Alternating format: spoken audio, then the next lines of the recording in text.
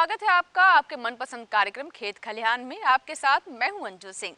तो जैसा कि आप जानते हैं कि खेत खलिहान एक ऐसा कार्यक्रम है जिसके माध्यम से हम आप तक कृषि संबंधी तमाम नई नई जानकारियां पहुंचाते हैं ताकि हमारे किसान इन जानकारियों का इस्तेमाल कर सके और उनकी आय में वृद्धि हो। साथ ही साथ जो सरकार का सपना है कि 2022 तक हमारे किसानों की आय दुगनी हो, उस संबंध में भी उन्हें मदद मिले। तो चलिए शुरुआत करते हैं आज के खेत खलिहान की। आज खेत खलिहान में हम बात करेंगे आधुनिक कृषि यंत्रों की देखभाल के बारे में।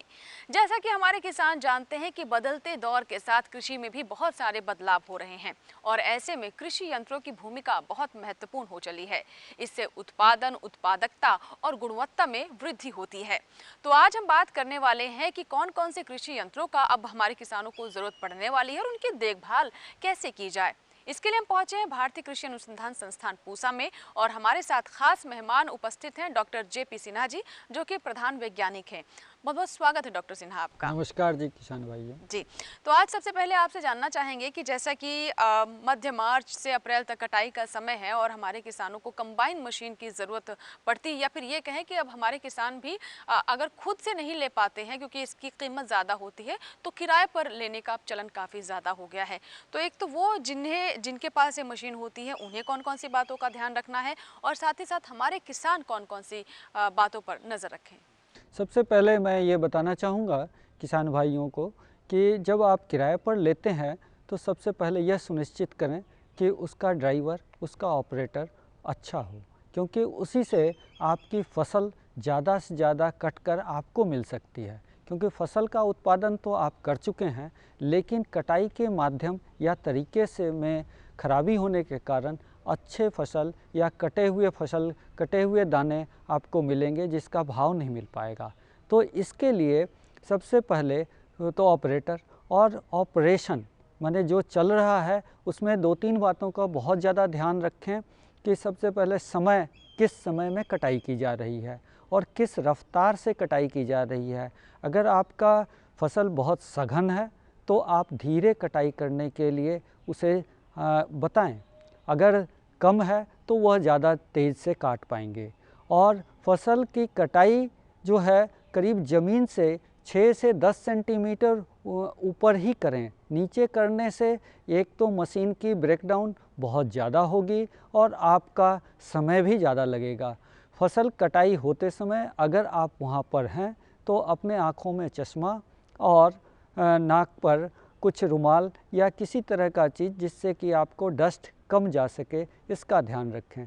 साथ साथ मशीन में जो भी सेफ गार्ड लगे हुए हैं उसको यह सुनिश्चित करें कि वह लगा हुआ है, क्योंकि अक्सर हमारे ऑपरेटर उसको निकाल देते हैं और निकालने का परिणाम क्या होता है कि हम किसान भाइयों को दुर्घटना का सामना करना पड़ता है। तो यह एक बहुत ज़रूरी काम है कि इसका आप ध्यान रखें। डॉक्टर सिन्हा, ये तो बात ये हुई कि जब मशीन हमारे खेत में है तो कौन सी बातों का ध्यान रखना होगा, लेकिन मशीन खेत में ले जाने से पहले किस किस तरह की तैयारी करें? जैसे कि आपने कंबाइन का बताया कि इसको ले जाने के पूर्व सबसे पहले इसका थ्रेसिंग सिलेंडर और झरने सारे साफ़ होने का सुनिश्चित कर लें। इससे इंजन में से अगर चलवा कर देख लें कि इसमें कोई चिंगारियां तो नहीं निकल रही, क्योंकि आने वाला समय में जब फसल पूरा परिपक्व होता है तो जो भी एक चिंगारी भी आपके पूरे आस पड़ोस के फसल को नाश कर सकती है। तो इसके लिए आप चिंगारी नहीं निकल रही हो, इंजन की दशा अच्छी हो, यह निश्चित कर लें। सेफ गार्ड लगा होना चाहिए, कोई भी बेल्ट टूटा हुआ नहीं होना चाहिए और इंजन में पानी, तेल, इसकी सारी व्यवस्था और सही रूप में होनी चाहिए। तो इसका विशेष रूप से आप ख्याल रखें। जी डॉक्टर सिन्हा, जैसे कि आपने बताया कि ग्रीसिंग, ऑयलिंग ये सब कुछ कर लें और जो बेल्ट है वो दुरुस्त रहे, क्योंकि अगर ऐसा नहीं होगा तो समय भी व्यर्थ होगा किसान का और दुर्घटना होने की भी आशंका बनी रहती है। और यहाँ पर एक और बहुत महत्वपूर्ण बात आपने बताई, मशीन की तो देख रेख हम कर रहे हैं लेकिन चालक भी बहुत अहम रहता है इसमें, तो उसके लिए भी हमारे किसानों को किस तरह की बातों का ध्यान रखना चाहिए? अंजू जी, मैं आपको बताऊँ कि चालक का बहुत अहम रोल होता है, क्योंकि मशीन को कोई भाषा की आवश्यकता नहीं होती है। मशीन जो कार्य करता है वह उसके लीवर और बटनों से काम करता है। तो चालक जब तक उससे वाकिफ़ नहीं हो पूरी तरह से, तो वह आपको अच्छा काम नहीं दे पाएगा।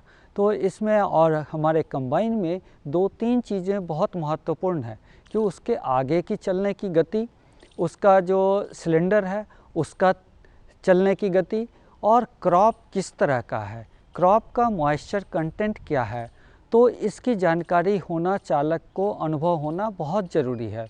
अगर क्रॉप बहुत सूखी हुई है तब, और बहुत नमी वाली है तब भी आपके कटाई में आपको नुकसान पहुंचा सकता है।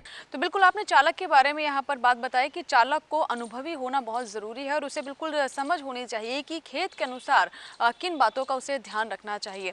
लेकिन साथ ही साथ डॉक्टर सिन्हा, हम ये भी देखते हैं कि जब कटाई का समय होता है तो बहुत डिमांड रहती है और कई बार कंबाइन मशीनों का इस्तेमाल रात के वक्त भी किया जाता है, और ऐसे में कहाँ हमारी सघन फसल है, कहाँ पर सघन नहीं है, और कहाँ मेड़ है, उबड़ खाबड़ है, ये सब रात को शायद पता लग पाना थोड़ा मुश्किल होता होगा। तो उस वक्त हमें अपनी मशीन की देखरेख को लेकर कौन कौन सी बातों का ध्यान रखना चाहिए? अक्सर जो है हमारे किसान भाई जो, और जो हमारे काम करने वाले हैं कंबाइन पर, वो रातों में भी काम करते हैं, लेकिन उस समय यह विशेष ध्यान रखें कि उनकी लाइटें समुचित हो।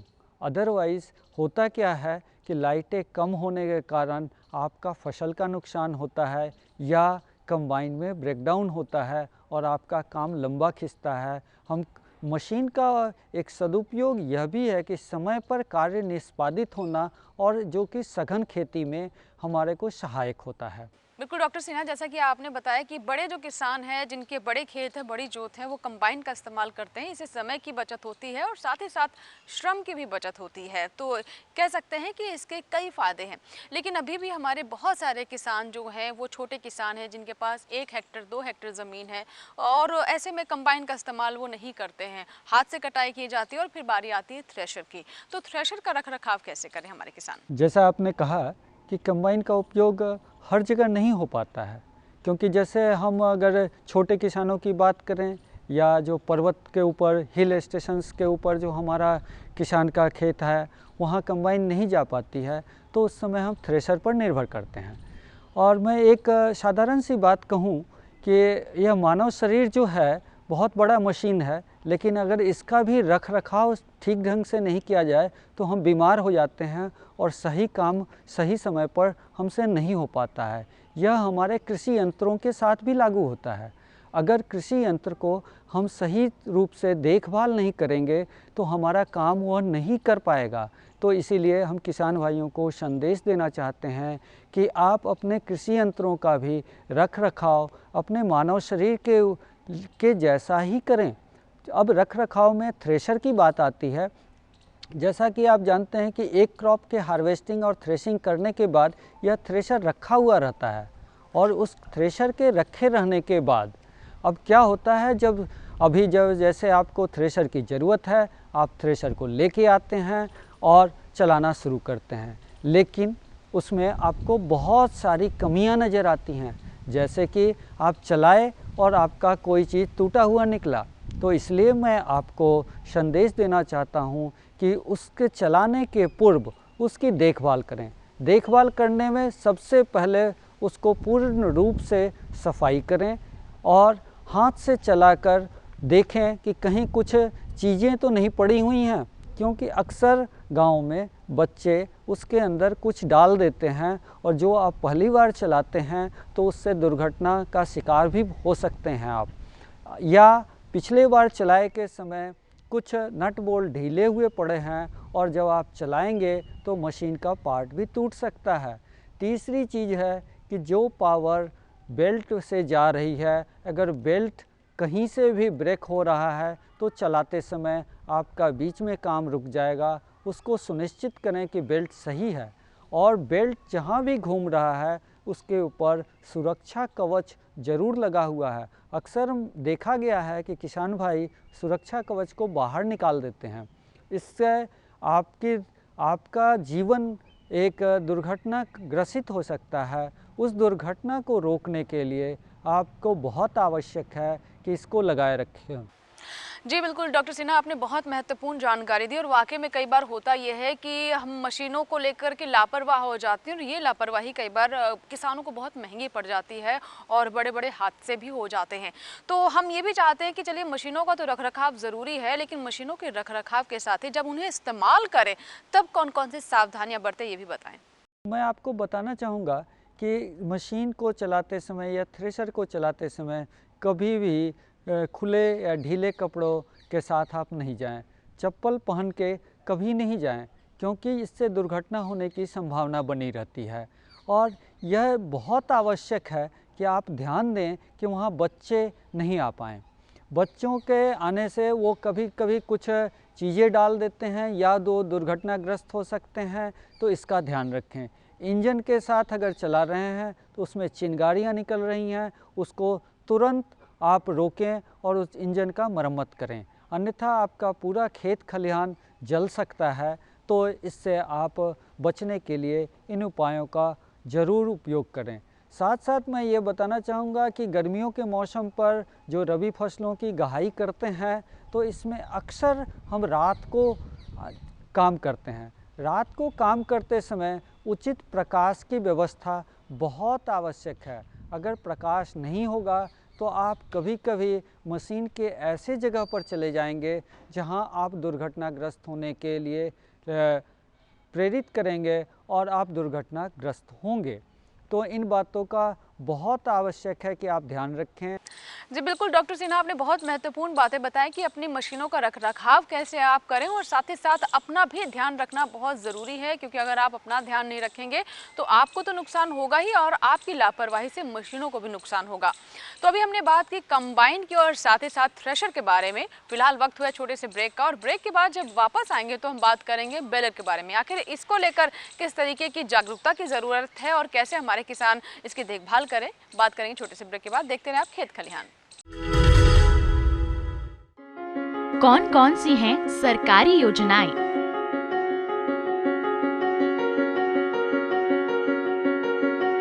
कैसे उठाएं इनका लाभ? जानिए अपने गांव का हाल।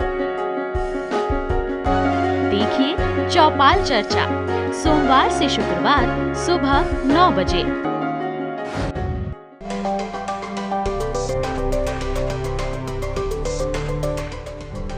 मंडियों का हाल, कमोडिटी की चाल,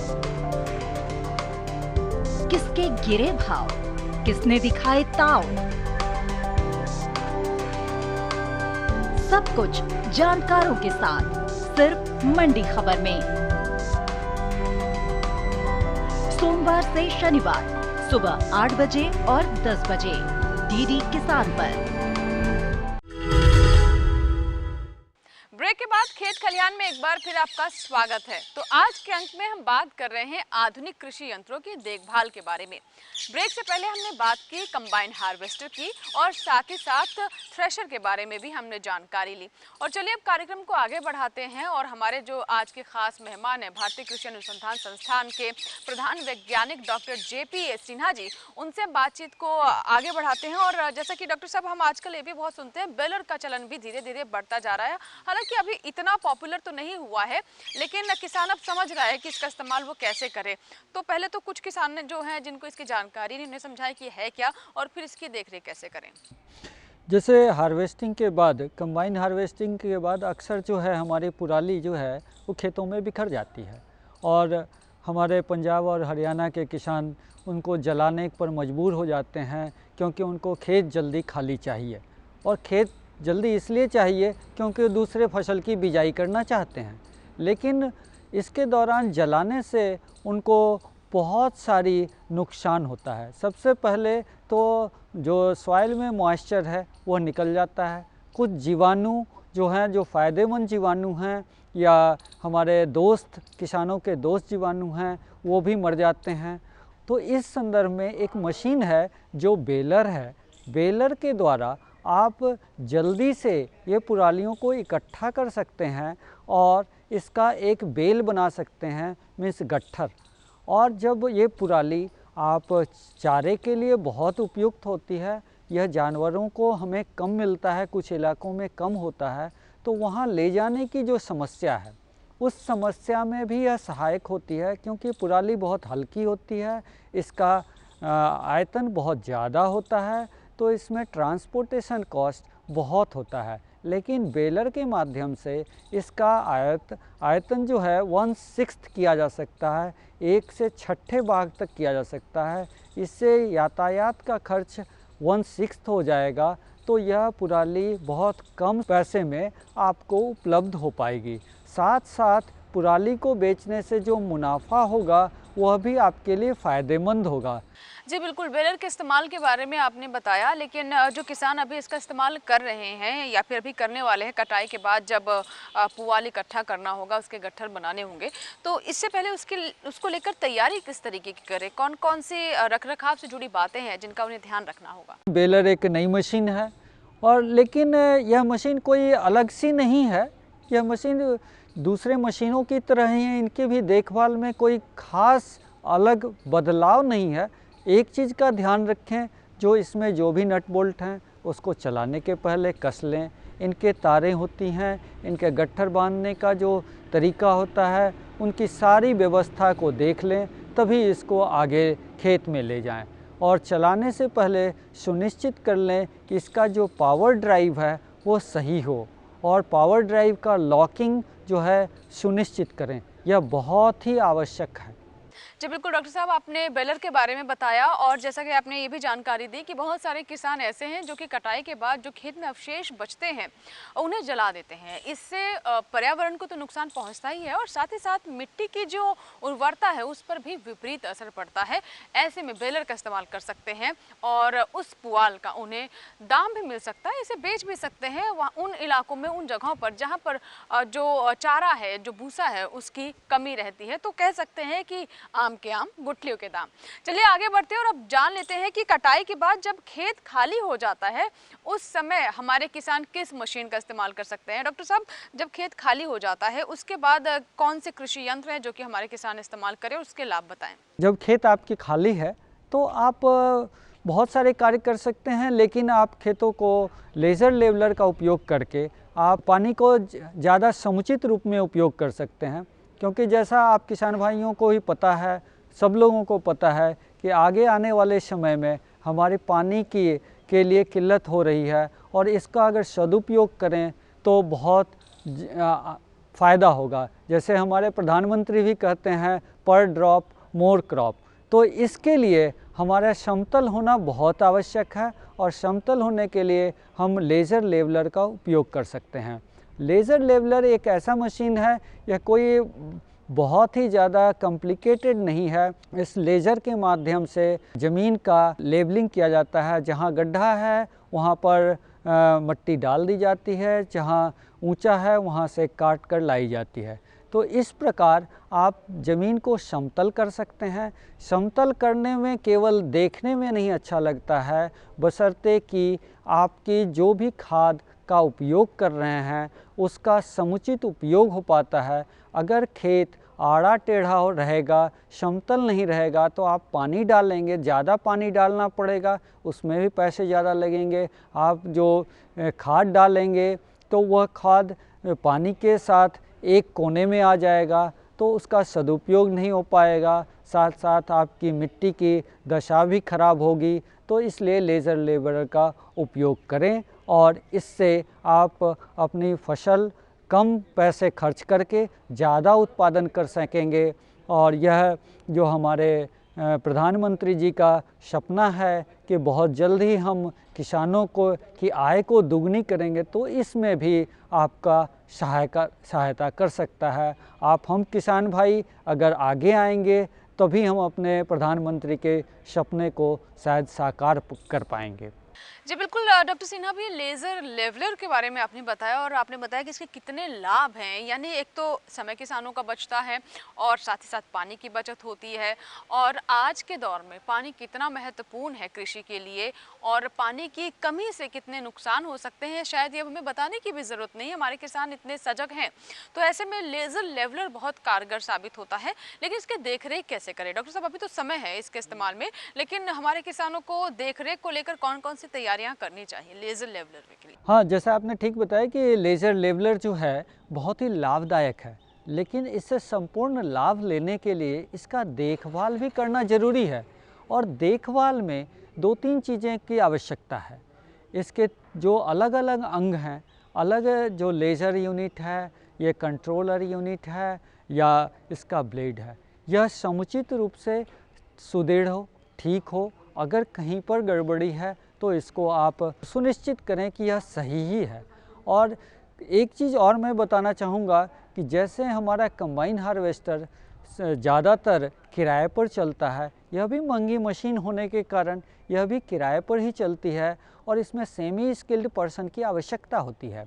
तो सेमी स्किल्ड पर्सन को हम ये जांचें कि हम जो हमारे नवयुवक इसको एक रोज़गार के रूप में लेना चाहते हैं, तो उसका जगह जगह पर प्रशिक्षण भी उपलब्ध है। उस प्रशिक्षण को दिलवाएं उसके ऑपरेटर को, तभी आप ज़्यादा लाभ भी कमा पाएंगे और लाभ दे भी पाएंगे।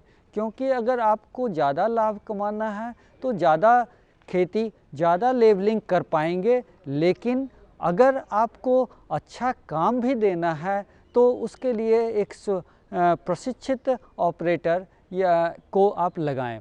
साथ साथ हमारे किसान भाइयों को भी उसके ऑपरेशन में ज़्यादा लाभ मिलेगा अगर जो प्रशिक्षित ऑपरेटर होगा। तो बहुत सारी बातें आपने बताई, और चाहे वो कंबाइन हार्वेस्टर की बात हो, थ्रेशर की बात हो, या फिर बेलर के बारे में भी आपने बताया, और अंत में लेज़र लेवलर कैसे काम करता है और इसकी देखरेख कैसे की जाए, इसके बारे में भी हमारे दर्शकों को जानकारी दी। आशा करते हैं कि इन सभी जानकारियों का हमारे दर्शक उचित लाभ उठा सकेंगे। अंत में मैं डॉक्टर सिन्हा एक बार फिर से मैं जानना चाहूँगी कि कई बार हमारे जो किसान हैं नई तकनीक और साइंस को इस्तेमाल करने से सकुचाते हैं, थोड़ा सा घबराहट भी रहती है कि कहीं कुछ उल्टा ना हो जाए, तो उन्हें क्या संदेश देना चाहेंगे? कृषि में साइंस यानी विज्ञान और आधुनिक यंत्रों का इस्तेमाल कितना ज़रूरी है और कैसे किसान अपने आप को इसके लिए ढालें? हाँ, जैसा आपने बताया कि कृषि यंत्र का महत्व, मैं इसमें 2-3 बातों हम किसान भाइयों को कहेंगे। जो कृषि यंत्र का उपयोग कर रहे हैं वो खुद यह पा रहे होंगे, लेकिन जो नहीं कर रहे हैं उनके लिए मैं बताऊंगा कि समय पर काम हो जाना यह बहुत आवश्यक है और यह कृषि यंत्र के माध्यम से कर सकते हैं। कृषि उत्पादन एक ऐसी प्रक्रिया है जो मौसम पर आधारित है, तो मौसम हमारे कंट्रोल में नहीं होता है। उस छोटा सा समय होता है, उसमें समय पर काम कर लेने से हमारी उत्पादन बढ़ सकती है। तो इसके लिए कृषि यंत्र का उपयोग करें। मैं अक्सर आजकल देखता हूँ कि हमारे नवयुवक जो है वो कृषि कार्यों से दूर जा रहे हैं, क्योंकि यह बहुत श्रम पूर्वक कार्य करना पड़ता है। तो इसमें भी यह सहायक है, अगर आधुनिक कृषि यंत्रों का उपयोग करेंगे तो हमारे नवयुवक आगे आएंगे और कृषि को एक व्यवसाय के रूप में ले सकते हैं, और जिससे हमारा भविष्य आगे बढ़ सकता है, उज्जवल हो सकता है। और हम भारतवर्ष में जो जलवायु और जो हमारी मिट्टी अच्छी उत्पादक है, तो हम इसको आगे बढ़ाकर हम एक्सपोर्ट से भी ज़्यादा अर्जित कर सकते हैं, हम अपने देश को सुदृढ़ बना सकते हैं। बहुत बहुत शुक्रिया डॉक्टर सिन्हा, आपने बहुत महत्वपूर्ण बातें बताई हमारे दर्शकों को कृषि यंत्रों से जुड़ी हुई। और जैसा कि हमारे एक्सपर्ट का भी कहना है कि आज के दौर की मांग है कि कृषि यंत्र इस्तेमाल किए जाएं। जैसा कि हमने शुरुआत में भी आपको बताया कि इससे गुणवत्ता, उत्पादकता और उत्पादन तीनों में वृद्धि होती है, और ख़ासकर युवाओं के लिए रोजगार का एक नया विकल्प भी है, स्वरोजगार को भी बढ़ावा देता है। इसी के साथ ही आज के खेत खलिहान में फिलहाल इतना ही। आज के कार्यक्रम में हमने आपको बताया कंबाइन हार्वेस्टर, थ्रेशर, बेलर और साथ में अंत में लेजर लेवलर के बारे में। आशा करते हैं कि इन सभी जानकारियों का हमारे किसानों ने अनुसरण किया होगा। दीजिए इजाजत, नमस्कार।